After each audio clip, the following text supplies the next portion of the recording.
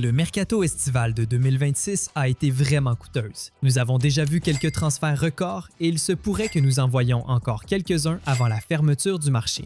Mais il y a certains clubs qui visent vraiment les étoiles, qui font tout leur possible pour obtenir leur part du gâteau. Ce sont ces clubs dont nous allons parler aujourd'hui. Voici 7 clubs qui exigent des montants irréalistes pour leurs joueurs.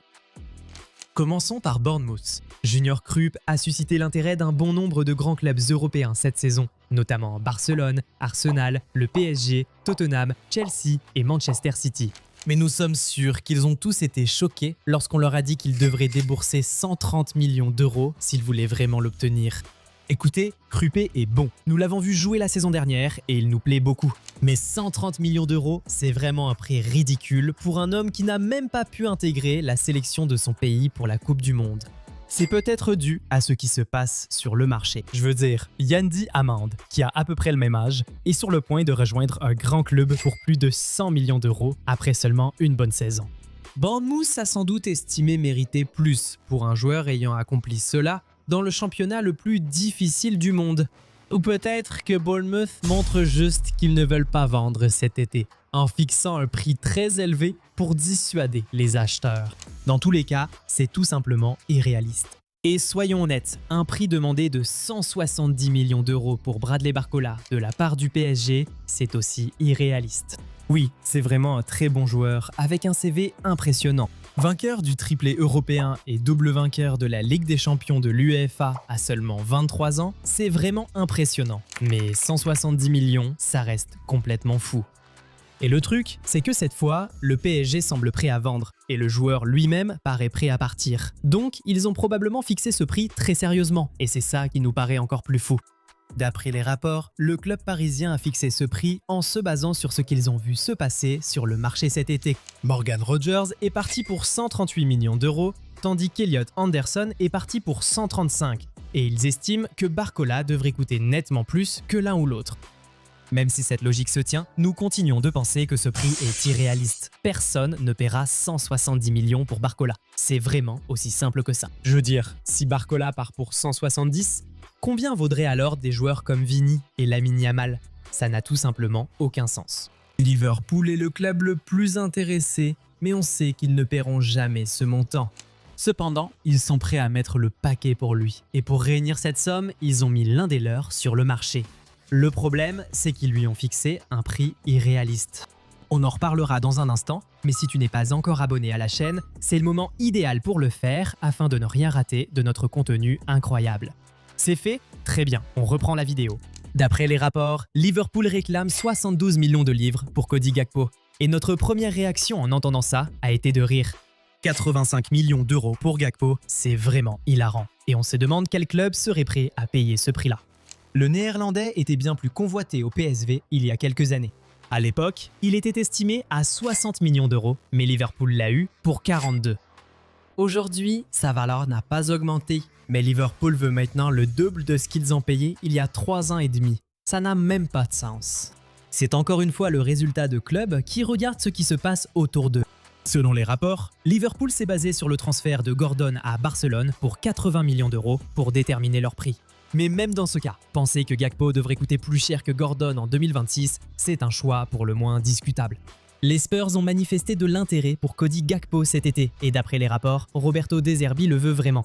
Mais nous pouvons vous dire tout de suite que le club du nord de Londres ne paiera pas 85 millions d'euros pour lui. Ça n'arrivera tout simplement pas, et c'est un peu comme si Chelsea exigeait 65 millions de livres pour Nicolas Jackson. 75 millions d'euros pour un homme surtout connu pour son manque de réalisme devant le but, ce n'est tout simplement pas réaliste. Et c'est encore pire parce qu'il n'attire même pas l'intérêt des grands clubs cet été. Le Bayern Munich l'a déjà recalé, tandis que des clubs comme Barcelone, le Real Madrid, Arsenal et Manchester City ne s'intéressent même pas à lui. Alors, qui va vraiment débourser cette somme pour Nicolas Jackson? Le seul club qui le poursuit vraiment en ce moment, c'est Aston Villa, et on ne les voit pas sortir autant d'argent. Un club dont le transfert le plus cher de l'histoire était de 60 millions d'euros ne va sûrement pas dépenser 75 millions pour Jackson. Et tu veux entendre quelque chose de drôle? L'été dernier, Chelsea estimait Nicolas Jackson à plus de 100 millions d'euros. Non, sérieusement, qui Chelsea pense-t-il que ce gars est? Comment le voit-il? On dirait qu'ils n'ont jamais été réalistes à son sujet, pas une seule fois. Et tu sais ce qui est encore plus irréaliste? Lille qui demande 100 millions d'euros pour Ayou Bouadi. Oui, Tonga a fait une bonne Coupe du Monde. Oui, il est courtisé par beaucoup de grands clubs, surtout Manchester City. Mais 100 millions d'euros pour un milieu de terrain de 18 ans qui n'a pas encore fait grand-chose dans sa carrière, c'est complètement fou, mec. La question n'est même pas de savoir s'il peut devenir un joueur valant 100 millions à l'avenir. C'est juste qu'en ce moment, il ne vaut tout simplement pas autant. Maintenant, avec City, on ne sait jamais ce qui va se passer. C'est le seul club qui peut payer toutes sortes de sommes ridicules pour n'importe quel joueur. Mais nous serions très surpris s'il finissait par payer 100 millions pour Body. En fait, ce transfert aurait déjà dû être conclu il y a un moment. Cela tarde seulement car les deux clubs n'ont pas encore trouvé d'accord sur le prix. En voici un autre complètement fou. L'Athletic Club réclame 80 millions d'euros pour Aymeric Laporte. Barcelone a manifesté de l'intérêt pour le défenseur central après avoir vu comment il a si bien joué aux côtés de Pau Cubarsí pour l'Espagne, mais les Catalans ont été ramenés à la réalité lorsque l'Athletic a mentionné le prix réclamé. C'est le genre de prix réclamé qui fera retomber Barcelone amoureux de Gérard Martin. On comprend, vraiment. Laporte a réalisé une sacrée Coupe du Monde. Mais l'Athletic a-t-il oublié qu'il a 32 ans? Il y a 2 ans, il a rejoint Al Nasser pour 27,5 millions d'euros. Un club d'un championnat connu pour dépenser sans compter pour les joueurs à payer moins de 30 millions pour ce gars. Mais maintenant, l'Athletic en veut 80.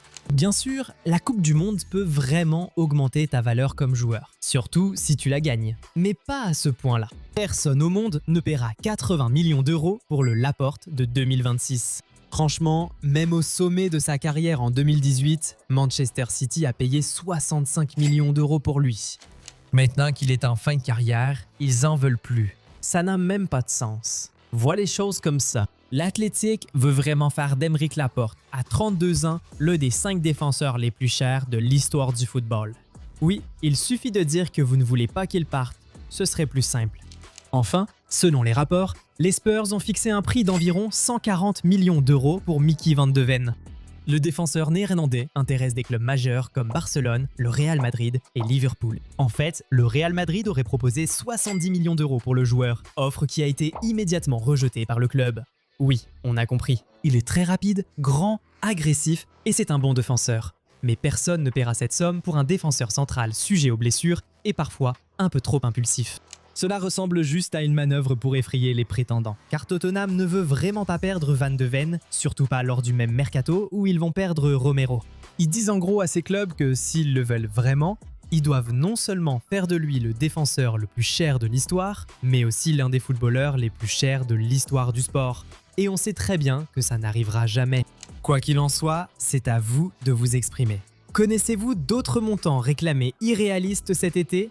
Dites-le nous en commentaire. Si vous avez aimé cette vidéo, mettez un pouce bleu et abonnez-vous à la chaîne. Activez aussi la cloche pour ne rien manquer des nouveaux contenus. On se retrouve dans la prochaine vidéo. Salut!